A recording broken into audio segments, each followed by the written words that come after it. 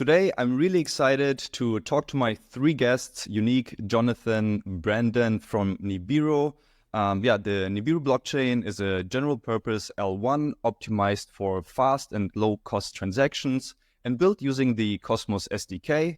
But before we dive into Nibiru, guys, welcome. And how's the bull market treating you so far? Who wants to start? Oh, I guess I guess pretty good. We in some sense got lucky with the timing of when we did our mainnet launch, and we saw pretty good traction so far in the ecosystem with projects building on the chain. So that's been pretty good. Yeah, things are lining up very nicely. I would agree.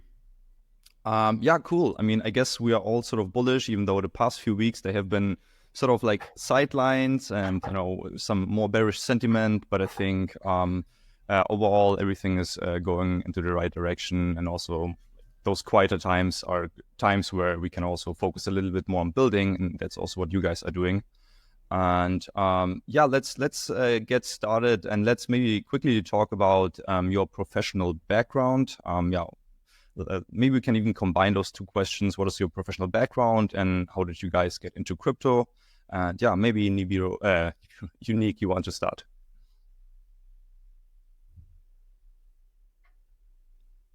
One sec. Can you guys hear me right now? Yep, loud and clear. Yeah. Okay. Yeah, the stream froze for me, but I can still hear. Okay.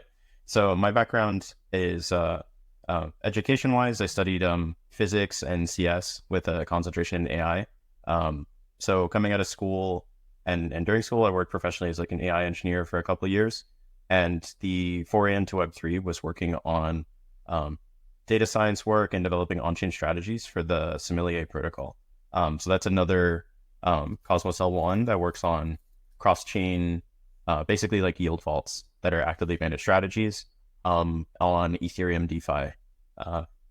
You're probably familiar with them because I know a lot of your viewers are Cosmos users. Yeah, definitely. We also run a validator on Sommelier, and I think this is also how we get to know each other. Unique. At that time, you were still working for Sommelier, so that's over 2 years now, something like that. I feel like. But yeah, very cool. Yeah. Jonathan, what about you? So I come from a more TradFi background. I worked in equity research in New York at Credit Suisse for 2 years, and then I worked in investment banking at JP Morgan for another 2 years, and I covered TMT, so tech, media, and communications. And then after that, did a mix of late stage venture and growth equity in San Francisco. So I worked for the Singapore Sovereign Wealth Fund and covered a mix of crypto and fintech investments. We had done a couple investments like Chain Analysis, Anchorage, GCG, to name a couple, and then got the opportunity to meet, a number of founders and some of the earlier stage races for, L1 and L2 protocols. And that sort of piqued the initial interest. I had met Unique at Eats Denver just over 2 years ago and got along, and we had happened to do a hackathon project together. We met another friend of mine, a childhood friend of mine, Kevin. And since then, it's been a bit of a journey, but that's how I describe it. Yeah, that's very cool. I mean, you guys all have quite a professional background, and it's very cool. Brandon? Yeah, so for myself, undergrad studied business admin with a degree in marketing and econ. Kind of dabbled into the crypto space pretty much right after undergrad. So took on my first gig out of college at a crypto company, another L1, but wanted to kind of sharpen my overall business prowess / Web2 experience. So went into SaaS for a little bit, went to some pretty standard B2B businesses before diving back into crypto. So went to Unstoppable Domains and kind of led the KOL marketing side of things. And then from there, moved over to Ava Labs, where I was doing growth marketing for the DevRel / engineering teams. So just building out, our different go-to-market strategies for when it came to, wanting to onboard different engineers and developers that wanted to build on the chain. So whether that was hackathons or just pushing out, social media campaigns that would resonate with engineers, I was spearheading most of those campaigns. So been in the space for about 5 years now. Started dabbling in it, obviously out of curiosity, and went down the rabbit hole, and now, here we are today. So yeah, excited to be here.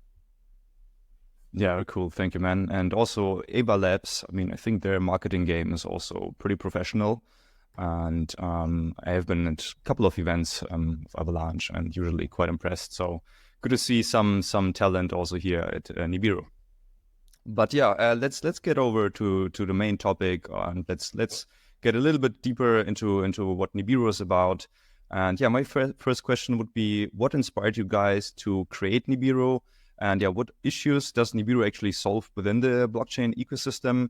And yeah, maybe you can also give me like an overview and the problems that Nibiru solves. And finally, maybe also compare it a little bit to other ecosystems or other chains such as Solana, Osmosis, as say, on a very high level. Unique, you can take this one.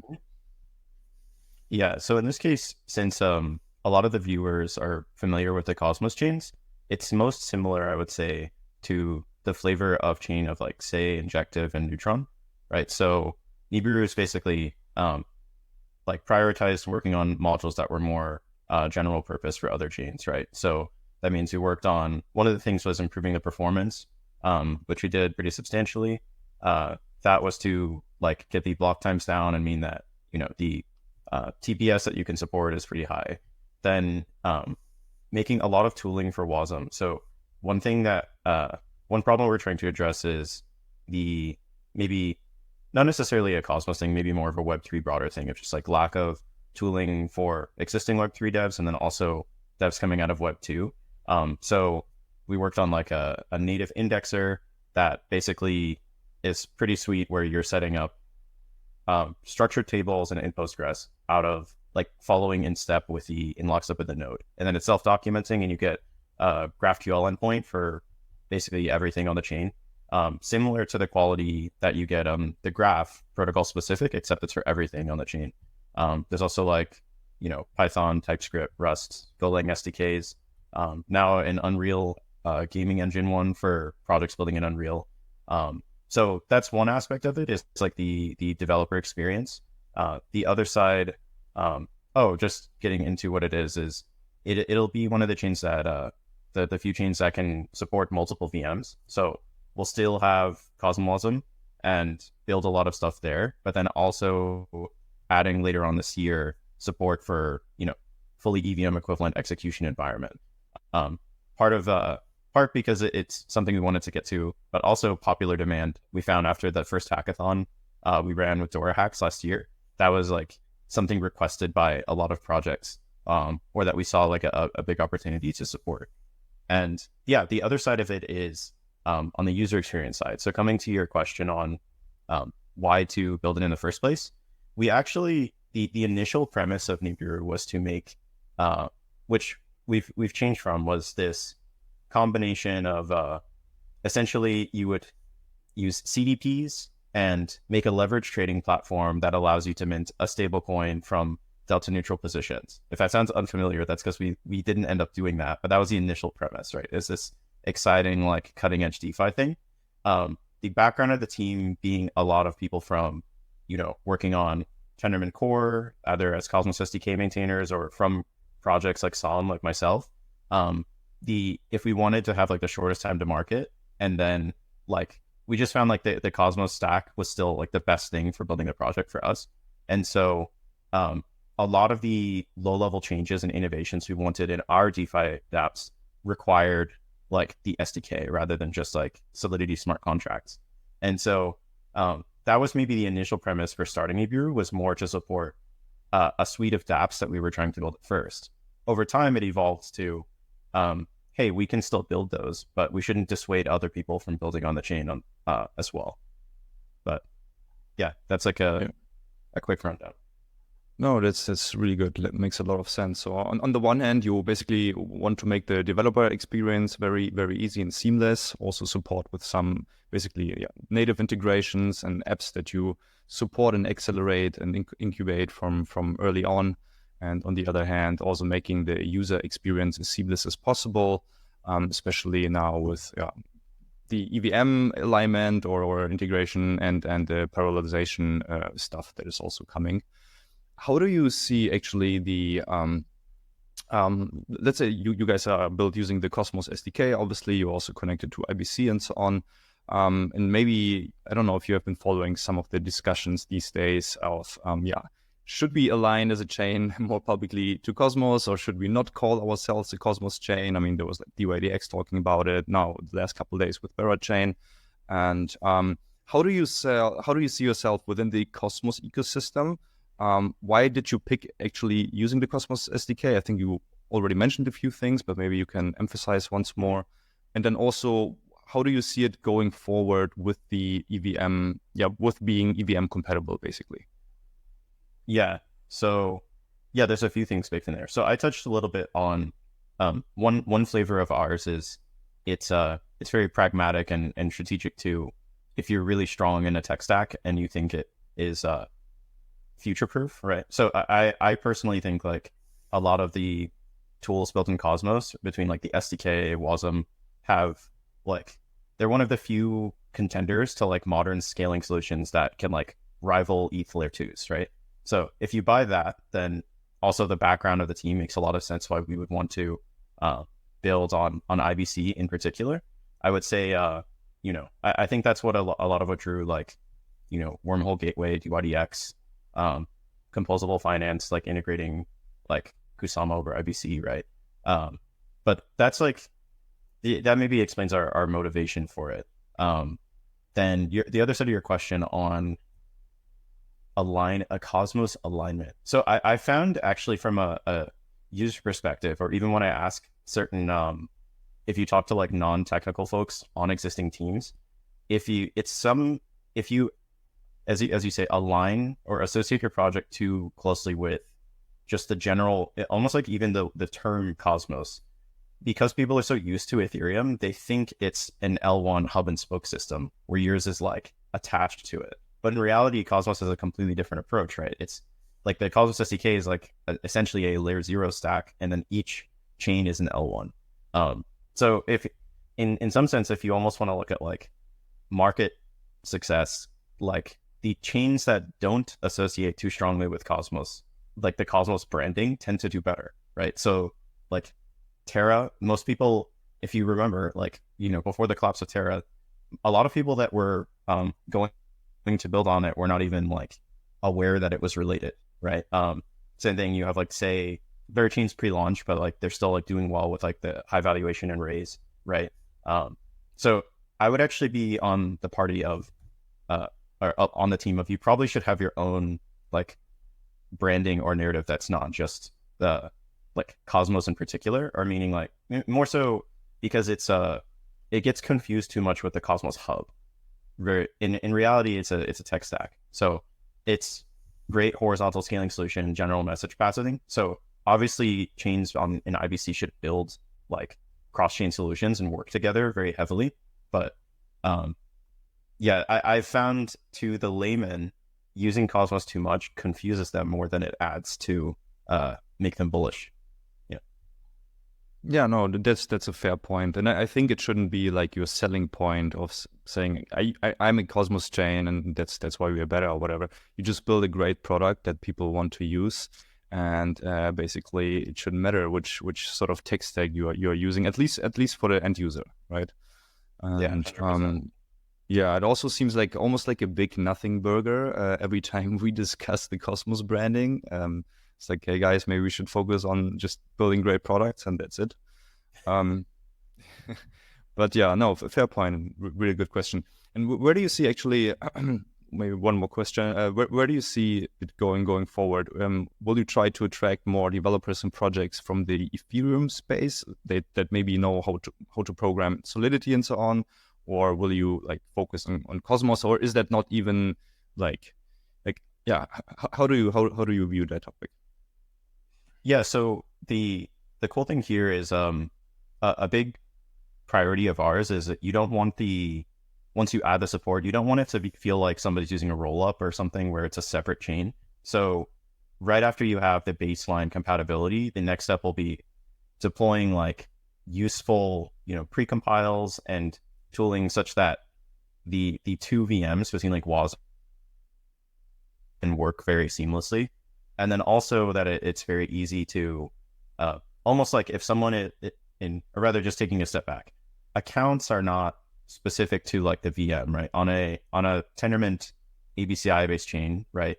Your account is just like, do you have a public key and an address? So regardless of whether that's an ETH like Solidity contract, if it's WASM bytecode or just your account, those aren't like VM specific. So in a sense, we can just add logic to make it like, yeah, JSON is the interface for using WASM contracts in Rust. There's no reason we can't make it that you can have a ETH call talk to a WASM contractor or vice versa. So that's kind of the next step to make it very seamless. But going back to one of the points in your question was, I don't think it's like you would say like we're only targeting ETH developers. Like personally, I still think there's a still pretty bullish WASM. I think if you can convince people to use Rust and do that, there's a lot of compile time, safety, and just, benefits to building in that. But the fact of the matter is, right, probably 99% of the TVL and usage outside of Bitcoin is on Ethereum. And so there's a lot of developers, and it makes sense to support tooling for that. In the same way that, like, let's say the technology Bun, it's like a new JavaScript runtime, came out pretty recently. Part of why it's had more staying power or some success, I would say, relative to other similar tools, is they made it basically fully backwards compatible with Node.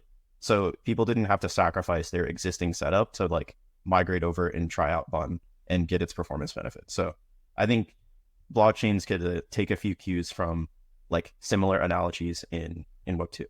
Yeah. No, that's a fair point. Yeah, awesome. Is Jonathan, are you still here? I'm here. Awesome. Yeah. Cool. Yeah, let's maybe talk about slightly different subject. So obviously, like, one of the bullish things, or like, what is a chain without products or projects in the end of the day, right? So let's maybe talk about some upcoming projects on Nibiru. And I saw on the X or Twitter, on the Nibiru X account, that there are more and more announcements coming out. So that's really exciting. And yeah, Jonathan, what kind of projects are lining up for Nibiru? Maybe you can tell us about this a little bit.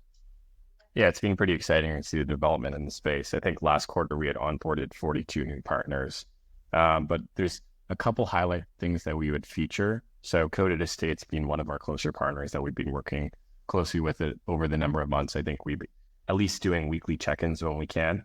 You've got South African founder and Norwegian co-founders that came together, and they're making like a NFT marketplace for real estate. So both for property ownership and rentals on the blockchain, they leverage like a hybrid between smart contracts and zero knowledge. I mean, sounds like a couple buzz terms, but essentially it's just like you could trade spot on fragmented real estate value, and then leveraging Nibiru's Oracle, they're investigating whether they can also introduce a perps feature. So, they have over 120,000 followers, and, we've been pretty excited about them. And they're currently on testnet, but upcoming soon. That's Coded Estate, but we're also excited about another project called Euclid, who just made an announcement this week. If I think do you want to talk about that? Sure, I can. So I'll keep it more high level. So Euclid is essentially, or they describe themselves as a modular, accessible, unified liquidity layer. So what does that mean? In our case, in IBC, essentially, it's not just although it's mostly used for transferring fungible tokens, it is a general message passing layer. So what that means is you can query legitimate Merkleized state from other chains and depend on it and have messages that use it on your chain, right? So Euclid is basically an interesting approach of, let's say you have like a DEX that's, DEX on Neutron, on Osmosis, like Nibiru, say, whatever, and they have a lot of the same asset pairs. Like for example, let's just say it's like Atom and dollars, right, and USDC. So typically it's like as you add more chains or even just more DEXs into the, like spot DEXs into this equation, right, they're splitting off the liquidity, fragmenting it, both within the same chain and then also across different chains. So Euclid is kind of, there's no reason you couldn't say, hey, if I can do the accounting to represent that shared state across these DEXs, why can't I sum the liquidity and give people a very low slippage transaction where the sum of the dexes operates as one big dex? So in a sense, that's like a, you know, leveraging the interchain stack to actually make a dApp that is meant to exist across several chains. So I think that's pretty powerful for one, because you're transforming, in this case, a lot of DeFi things that are zero sum into a positive sum game. So now, like, chains, just by having IBC, and then in this case, it's probably they need to have IBC and WASM, can work together and like synergize, almost, you know, potentially out competing some of the existing things on ETH or Solana. So yeah, so they're working with Skip, and then building pretty fast actually. So they just did a pre-seed raise as well. So yeah, I'm pretty bullish on that team. Interesting. You said an app that lives on other chains. Is it like sort of like a satellite concept, or not a satellite, sorry, like an outpost concept where you deploy, let's say, smart contracts on other chains, or is it even on a different meta level that it's connecting the liquidity? Yeah, good question. So it would be, it's like the part of it would like exist on Nibiru, but then all of the, let's say we're just thinking of spot AMMs, all of the other exchanges you plug into it would still exist on their own. And like, essentially they don't even have to, like, add extra support. Like, people can still go to that, like go to Osmosis and just do the swap there. It's just adding a, you know, this broader, I guess from a UX standpoint, it would almost feel like an aggregator, but in reality, what you're doing is you have this sort of like meta protocol or something that's on top of multiple protocols that kind of combines them.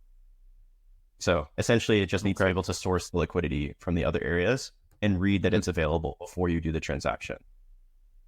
Got it. All right. Yeah, that sounds definitely interesting. And yeah, coming back to this coded estate project, where do they acquire or plan to acquire those real estates, in which regions, or is it globally?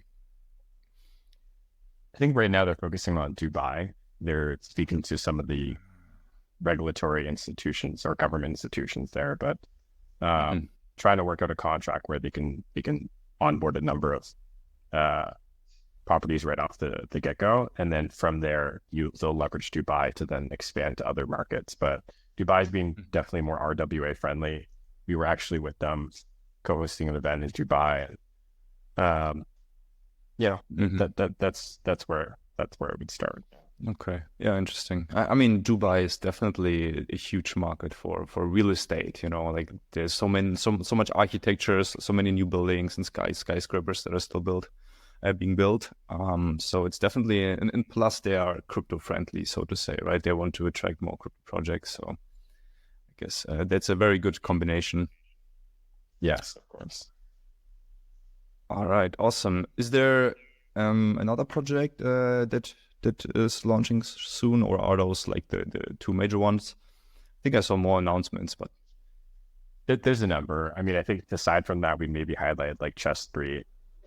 They were like an upcoming gaming project. The analog for them was, you know, chess.com is like a really big business in Web2, and they make a decent amount of money for having raised no money at all. So it's like it combines elements of like social finance as with content, and then you can layer in sports betting based on the outcomes of the games, and then, you know, it's just a fun, simple, super casual game, right? So if they can emulate the success of chess.com and Web2, that's something that we're really excited about. And, you know, the founders are really put together. Daniel, I think, came from a banking background, so you know, team was something we were excited about. They're still in like a gated mainnet. So, you know, if you have an access code, you can go in and play some games, but the UX does feel really, you know, feels so really clean. But aside from them, we're looking at a couple other RWA projects, but the focus right now, I think, is, you know, as a new chain, we want to focus on TVL, and a lot of those happen to be a bit more DeFi focused. So, you know, if there are any listeners that are interested in building lending, restaking, you know, or other high TVL sort of projects, that's something we'd love to engage with. But happy to dig into that down the road. But that's what I would leave it at. Right. Interesting. And maybe that's also a good segue into talking about some initiatives that you guys have going on in order to attract more projects. So I saw that you have the like a virtual hackathon going on called Nibiru Catalysm. That is still going on, or what is the status there, and what is it about? Yeah, we have a hackathon that we're doing alongside DuraHacks. I think it's our second so far. That's kind of just focused on various, verticals, including DeFi, RWAs, and gaming. In addition to that, we're currently planning out an accelerator, which will probably launch later this year. And we're looking at potentially launching Nibiru Ventures, like our own venture arm. So, when we talk to a number of projects, we actually have a grants program that we have. So the grants program we announced and did some PR, it's around 15 million in size. That was at around 2.5% of the tokenomics, of which, 15 million announced, 5 million announced that we want to dedicate towards Asia. We have the grants program outstanding. I would say, just given feedback from other L1s that we've spoken to, research, and the actual grants themselves, as we noticed, we're kind of giving out money there, and we can get KPIs in return. We can get them to do mainnet. We can get them to focus on TVL. But a lot of people are focused on like getting money to fund their development. And we're kind of looking for longer term partners that, are interested in funding themselves through other means, and that we can build alongside. So there's a bit of a misaligned incentives for people that are kind of just going around looking for grants. So that's why we wanted to spin up the venture arm where, we can do a bit more diligence. We can invest alongside other folks that are also doing more diligence, and they can also help guide the project themselves. Whereas if we're funding it super earlier in its development, we have a lot of responsibilities right now. And I think you've seen a lot of layer ones also move a bit back away from grants. So that's a bit of the focus we've had so far. Yeah, cool. No, this makes a lot of sense. And I think, first of all, having an own grants program, that's a lot of work. You usually need a few, at least dedicated, part-time people, maybe even full-time people if you want to do it properly.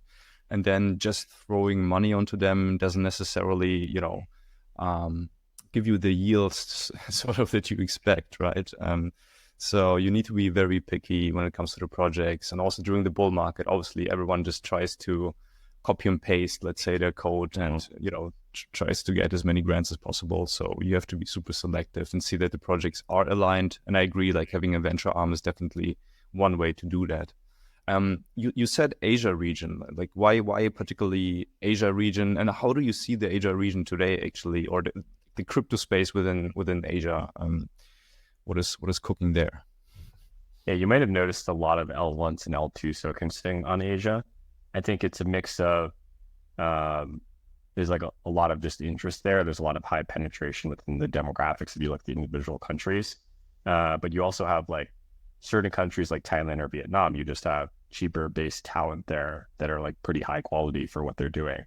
I think like Turkey is also a good example of that. You have like LATAM and Nigeria, for example, are like high interested countries, but then I don't think they have a good amount of like actual nominal dollars or like GDP per capita to make it that like sufficient for TVL. You see a lot of high exchange, a lot of like stronger exchanges Asia based. So a lot of the major exchanges are China based or South Korean. So makes sense to focus there. But when we think of prioritizing Asia, I think China, South Korea, India is a massive market. And then you see a lot of builders, which happen to be in Vietnam and Thailand. I think the challenge with Vietnam is probably finding, you have China and Vietnam are kind of similar where they have a lot of builders, but maybe not as many like founders. So you see a lot of like developer orgs there, but you have to somehow pair them with the founding team or like pair them with someone that can actually fundraise, or you could try to like build out a team yourselves and then contract those developers.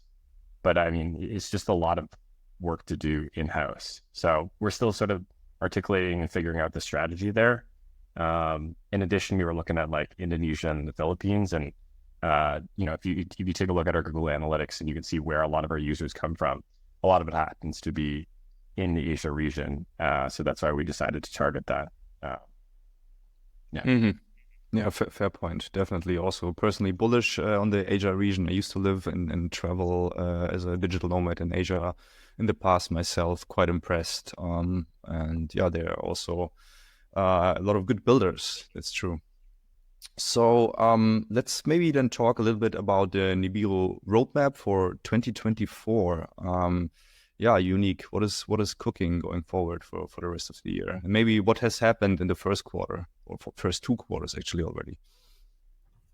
Got it. Yeah. So small recap. Yeah, we were on. It's a pretty young chain, right? So we just launched on mainnet in March, or second week of March, right? So initially, the main things since then are just to help a lot of the ecosystem projects finish their launch, right? So there's a lot that goes in terms of like DevRel support, making sure that we're getting the right things in terms of either like the off-chain SDKs or even in terms of like the Oracle or what have you.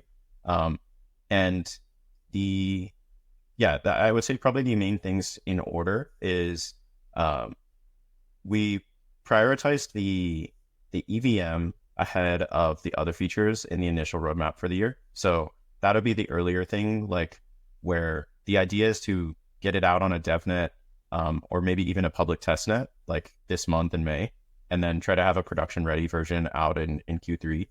And then same thing, parallel execution will be this year. And then we also set up everything we needed in terms of IBC and a lot of early bridge integration. So if someone goes to like the Nibiru web app right now, there's like a portfolio button for blockchain. There'll also be like a dedicated page for this.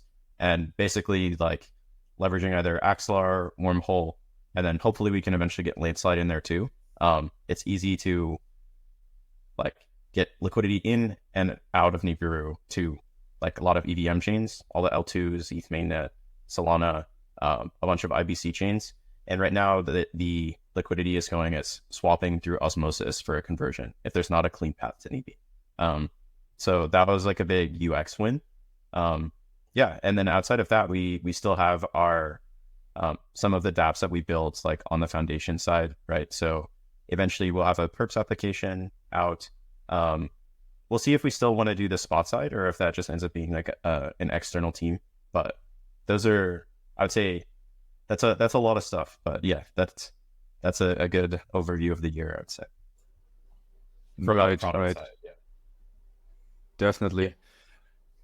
And also, just to add, on like the more general purpose layer 1 side, I mean, we also want to cater to folks on like the NFT front. So we just finalized the integration with Dropspace, or an NFT provider. So we just integrated the NFT minter, finalizing the launchpad, and then fairly soon we'll have an NFT marketplace. Still like kind of finalizing a deal with a pretty prominent NFT marketplace in the space, but we'll have like a pretty standard like NFT marketplace come forward. We'll be launching our own like NFT like Nibiru Genesis collection in a few months' time. Alongside, we'll be revamping and relaunching our ambassador program, and that'll be coming out fairly soon.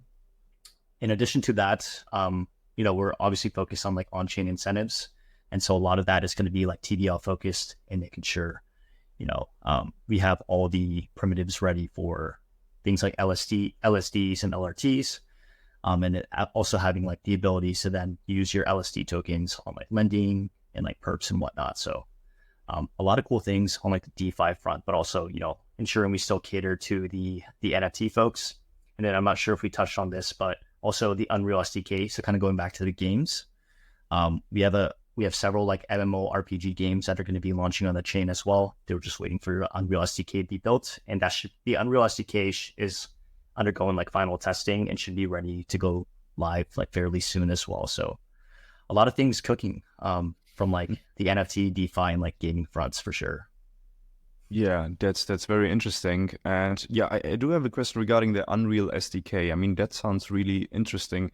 Is that the official SDK that is like open sourced by Unreal Engine, or is that like something sort of customized that you built for Nibiru in order to, like, what does the Unreal SDK actually mean? What does it do? Yeah.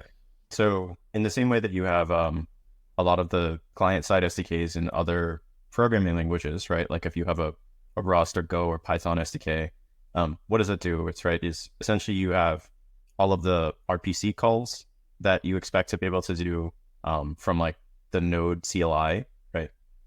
You can do from inside those programming languages. So that's a good way to think of it. So it means while you're building a game inside the Unreal Engine, you're adding in like a dependency where you can make your game without a person exiting the game, can make calls that interact with keys, send broadcast transactions, run queries, right? So that means a good way to think of it is that unlocks you to do things like, oh, if I want, like, let's say it's a game with skins like Fortnite or something, and I want the skins to be NFTs, and then when the person logs in, they have a Nibiru account. Like, it enables you to do that sort of stuff where now for the game developer, interacting with the chain isn't like, they don't have to know much about Web3. They can just stay in their environment and add in those like Web3 integrations. Yeah. Wow, no, that's very cool. So it's like almost like an interface between, let's say, Unreal Engine and then the Nibiru blockchain when you want to do certain on-chain actions, let's say. Exactly. Yeah, well, very cool. And regarding the NFTs, like I saw that you guys have like your own, your own PFPs, and with this, let's say purple background, this purple neon style background. Is that something, yeah, for me, it looked like an NFT itself. It could be a very cool collection. Do you have like a background story to your current PFPs, and will they eventually become an NFT or something like that? Or is it? Yeah, exactly. So we have the, probably won't be the exact ones we have now, but we did like, I don't know, we wanted that like org wide. It felt kind of cool to have like similar, like have profile pictures that look like each person, but fit this sort of style of when we updated our branding assets pretty recently. So like you'll see on like either on our brand page or like media kit or just like the home site, a lot of things are changing visually where it goes to this, as we describe, almost like a futuristic, like Neo Tokyo look, right?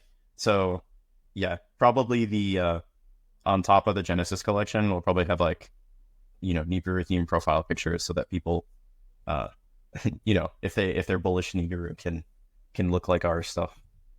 Yeah. Yeah, that's very cool. And if I know one thing about NFTs, then it's definitely that those PFPs are usually quite popular, right? So if you create a collection that someone can use as a PFP on X, those usually sell well, especially if it's like the first one, the Genesis one, and stuff like this. So creating it as a PFP is definitely a good idea.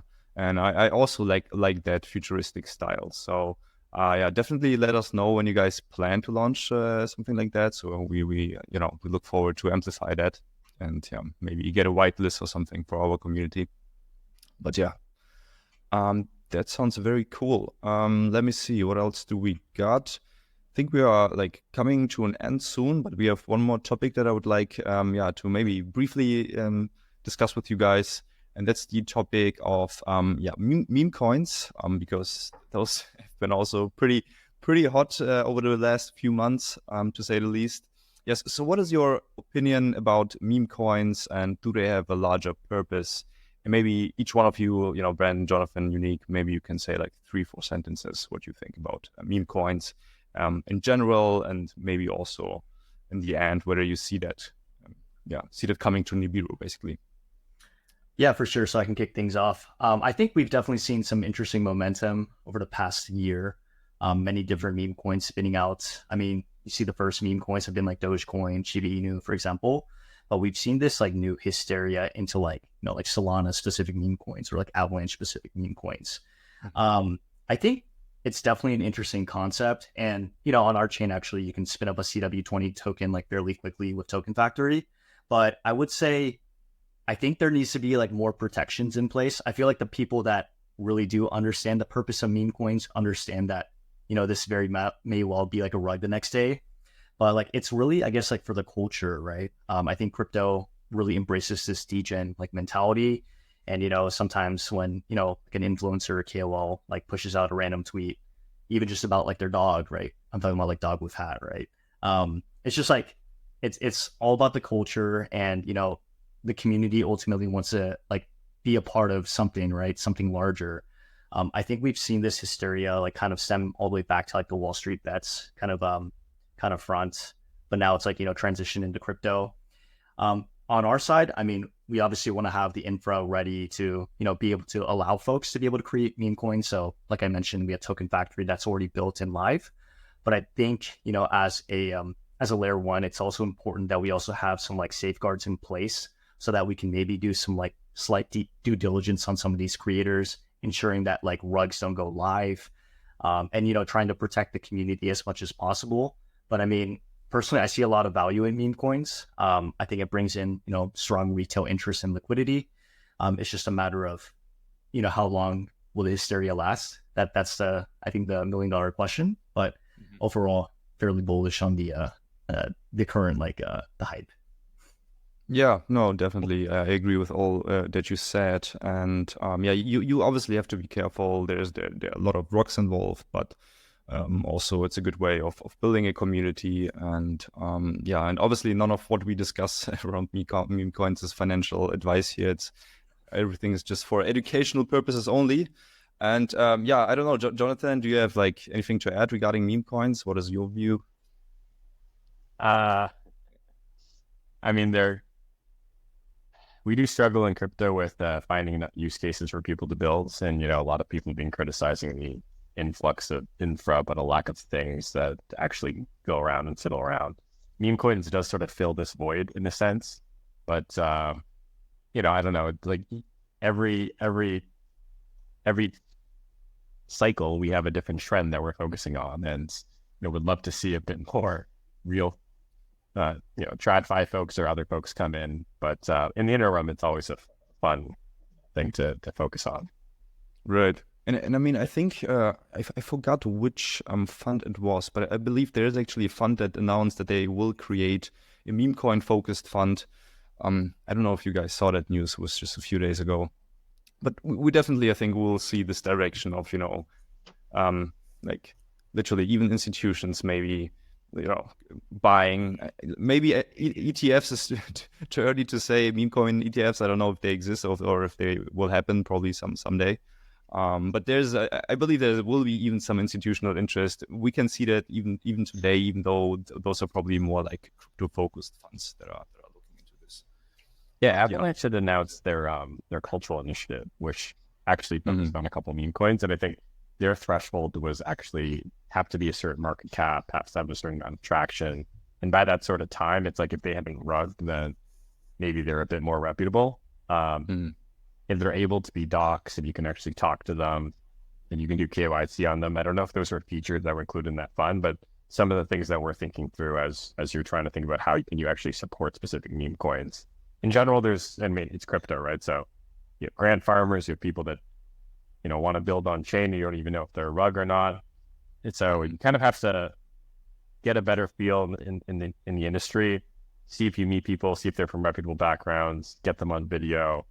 If you're able to meet them in person, it's easier for you to just sort of get comfortable. And then, of course, if you could take a look at audits and then the actual code, because sometimes people aren't scammers; they're just like not the greatest developer, and not their fault in particular, but the community suffers as a result, right? Yeah, exactly. No, and then I do agree with you that I would like also to see, and I think we see like, let's say like TradFi products coming to crypto, or like even the DeFi space is maturing. I mean, we see now products in the direction of, let's say, interest rate derivatives, like stuff like this, So everything is evolving, and we do actually also see product with real world use cases, let's say the deepen infrastructure stuff or the AI stuff, or like even SocialFi. So it's not just all meme coins, but the meme coins are there, whether you like it or not, right? And they do bring some community and some retail, which in the end creates some liquidity and brings in, let's say, the institutional guys. So it's like it's almost like a flying wheel or flywheel that is happening here. And, yeah, I think another good analogy here is like maybe the point system or the airdrop season that occurred, and people feel like it's just it's another game that you're playing, but you're actually getting real users there. And then if you're not doing it, then you're sort of missing out on it. So whatever is trend based to get the users is actually kind of like what you have to do, and a big part of go to market nowadays, right? Like one thing we thought about is like layer ones are all raising, and it's like, what are the metrics do you focus on? So I think at the beginning it was like the amount of ecosystem projects that are out there, or like how fast the blockchain is. Over time, I think people are starting to raise just on like they post good memes and people love talking in their Discord, you know, and if you get a lot of traction, and that's hard to measure, but there's a bit of intangible value associated with that, because, you know, that's community building, and that's how you get actual traction, right? So it's another thing that they'll be interesting to evaluate as we move forward. It's true. It's true. And I guess also the memeability of a certain project, or maybe even a whole ecosystem or chain, sometimes also an important factor. It doesn't have to be a meme coin necessarily.